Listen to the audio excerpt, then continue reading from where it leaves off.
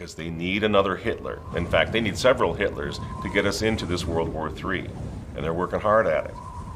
I'm talking about Viktor Orbán, Hungary's prime minister, who won a landslide fourth term last week. You may not have heard anything about it because I think they're so embarrassed by that victory.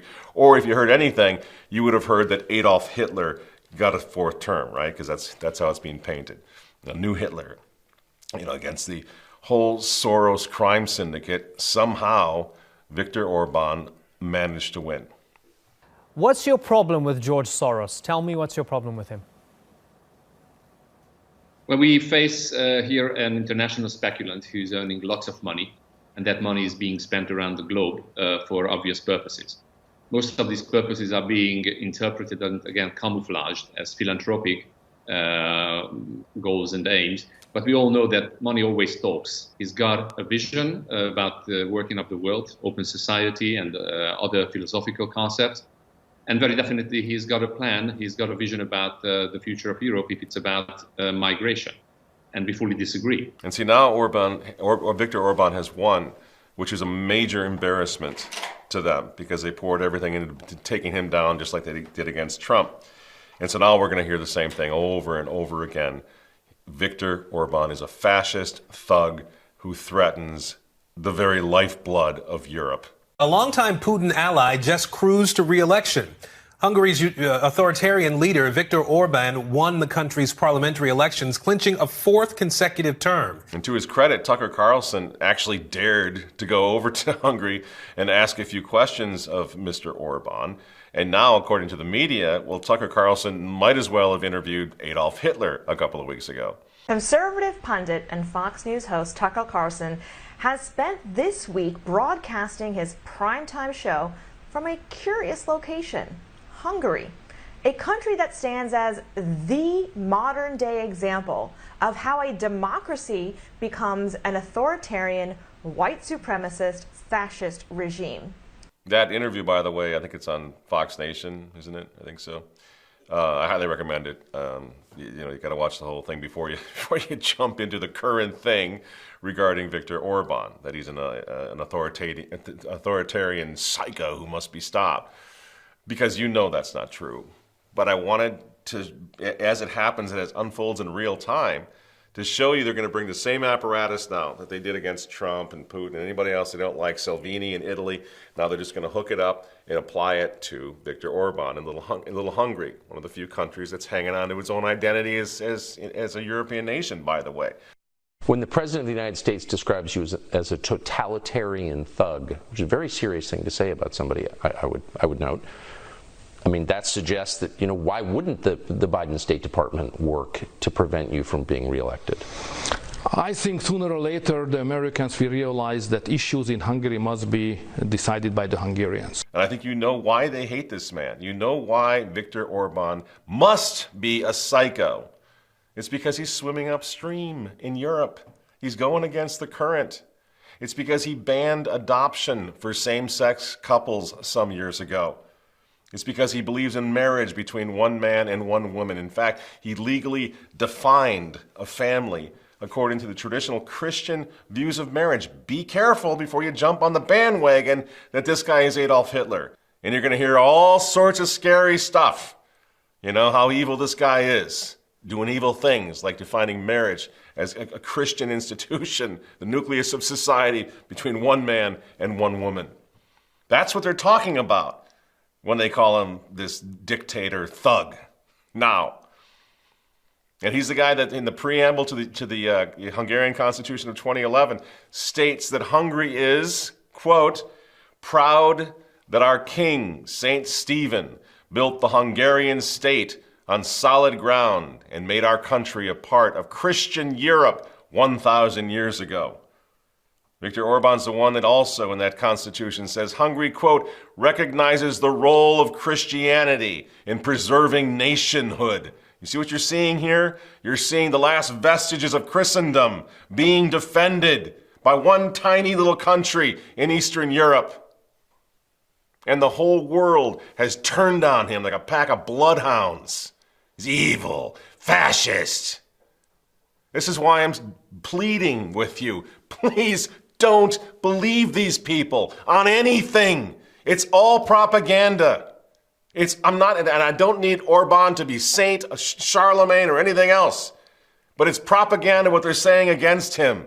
And even now some traditional Catholics are jumping on the blanket party against Orbán because they saw something on TV. When this guy poses a serious threat to the entire New World Order project, we might want to back him, or at least find out what he does stand for. Dear friends, this victory may well be remembered till the end of our lives, because we had to face the toughest opponents yet, the left at home, the international left all around us, Brussels bureaucrats, all the organizations and money of the Sorose empire, the international mainstream media, and finally even the president of the Ukraine. And again, incredibly, it's not just the left. It's folks in our own camps, even traditional Catholics, who've been attacking this show for asking questions about COVID and about Ukraine, what's going on over there, and now they've added Orbán lover to their list of grievances against us. I don't care. I mean, I can handle it, but it's terrifying for our movement for the future when even the good guys can't see what's going on here. I mean, these good guys, these critics of this show, did they go to Hungary? They travel to Hungary, speak to the Hungarian Catholics on the ground to see what's really going on there, as I did in 2019? I went to Budapest, I went to Hungary, I talked to these people. And guess what? I didn't notice any Nazi goose-stepping going on in the streets of Budapest. In fact, it was Viktor Orbán, whose terror museum, very controversial, was set up to decry the horrors both of Nazism and Soviet communism in Hungary. Check this out. Michael Matta for Remnant TV. We're here at 60 Andrassy Street, which is a museum that they call the Museum of Terror. So if you look behind me, this building here is where the political prisoners, mostly Catholics and Jews, would have been taken. It was Viktor Orbán who, as Prime Minister in his first term, set up this museum, which is this Museum of Terror. They have, images of an arrested Cardinal Joseph Mindszenty. They declared war on the church, Joseph Mindszenty. Private property was nationalized. Travel was not free. Nobody knows who is entitled to get a passport and who is not. Does that sound familiar? Their goal was to fully annihilate intellectual independence. Well, we see that on social media. Dissidents were kept under surveillance and were persecuted, and their lives were being made impossible. Under surveillance. We're all under surveillance 24/7 now, even from satellites. There were no free elections. So you think what's happening with Trump right now, and they found themselves under an occupation, exactly like what's happening to us. And by the way, before you jump to condemn this as more KGB propaganda, you might be interested to find out that Viktor Orbán's terror museum is full of relics of martyred priests and bishops, such as Cardinal Mindszenty, their chasubles, their chalices, their crucifixes. Incredibly pro-Catholic in how they present, what happened to the Hungarian people.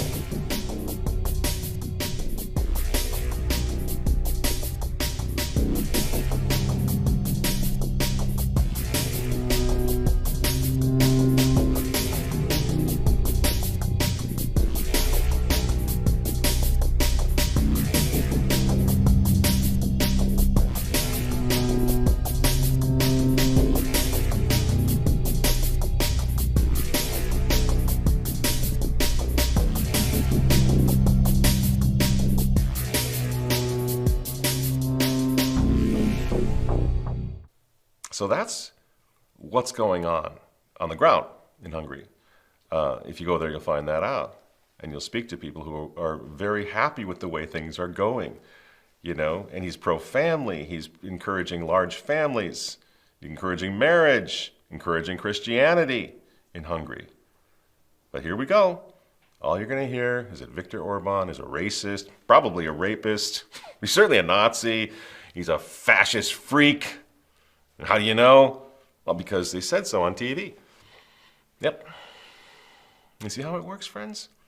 You see how important it is that we don't get sucked into this? You see how important it is that we keep on swimming upstream?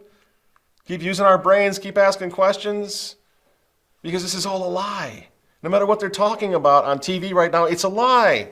From COVID now to Hungary and Viktor Orbán. In reality, there's good news, friends, in Eastern Europe tonight. You can be happy. Your prayers have been answered. Because a pro-Christian, yes, he's a flawed human being like the rest of us are. But at the end of the day, this guy Orbán is a pro-Christian, pro-family guy who's held on to power, at least for the moment, by defending the borders of Hungary, by defending nationalism in a good sense, by defending the rights of God and a Christian society. And if you got a problem with that, I'm sorry to say, friends, you might not have to worry about it too much longer if we don't stop this, if the world doesn't wake up, which I believe it is waking up right now. But you got a problem with Orbán and things don't change and you continue to support the current thing, just wait a little while longer. Close your mouth, shut down your mind, float down the stream, and they'll get rid of him. They got rid of Salvini in Italy with the Pope's help, didn't they?